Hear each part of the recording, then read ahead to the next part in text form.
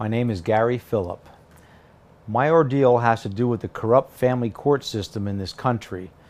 In early 2006, it all started. It started with my ex-wife making accusations that my father had molested his granddaughter, then 13 years old. He was never approached with these claims, and he died May of that year. The focus then turned to me. I received a phone call, late 2006, from Children Protective Services claiming my daughter accused me of molesting her in Walden books when she was 10 years old. I was appalled. The nightmare was about to begin. That came back unfounded. I had just recently been diagnosed with Crohn's disease and was to have surgery in October. I set up a visit with my 3 children, including her. The day before my visit, the ex called and informed me that Athena would not be available. I was furious. Little did I know that her psychologist told her I didn't want to see her. 4 months later, I found out my daughter was put in a psychiatric ward for 4 days.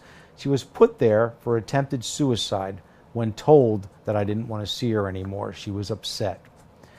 When Jack Gerhardt, the psychologist, was asked in the courts whether he thought I should have been told about my daughter's condition and that maybe it would be best for her to see me, he said no. It was not in the best clinical decision. In the meantime, I have no contact with my daughter. This finally went to court. The court ordered everyone to be evaluated by the then psychologist Robert Gordon. The outrageous cost would be split between me and the ex. We were to sign a document stating we would be both obligated to pay the court testimony costs no matter what he finds. After his 41-page report has gone over, I felt confident I would be able to see my daughter. The last page requested that the mother see therapy.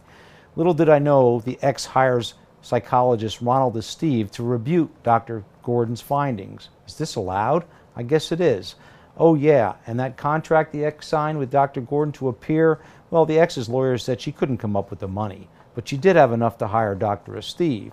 So once again, I have no contact with my daughter. Keep in mind, my daughter's meds have been constantly changing. She was expelled from school twice and I was taken out of her life. Before that, she was a straight-A student. Then there's the testimony of psychologist Jack Gerhardt. He was grilled by my lawyer for over 3 hours. He grilled him about the multiple EMDR treatments and multiple hypnosis sessions performed on my minor child without my permission, and the mother was there the whole time. The master, Vivian Apple, even called him a quack, off the record, of course. Since this testimony was getting lengthy, they decided to postpone the conclusion for another day, but not before ordering Gerhardt to bring in Athena's records at the next meeting. Well, 2 weeks go by. The next meeting with the master begins. Jack Gerhardt walks in with a smile. He produces a manila envelope and hands it to the master. It was a signed request by my then 14-year-old daughter not to release her records to the court. What? They go by the letter and release Jack Gerhardt from the further testimony.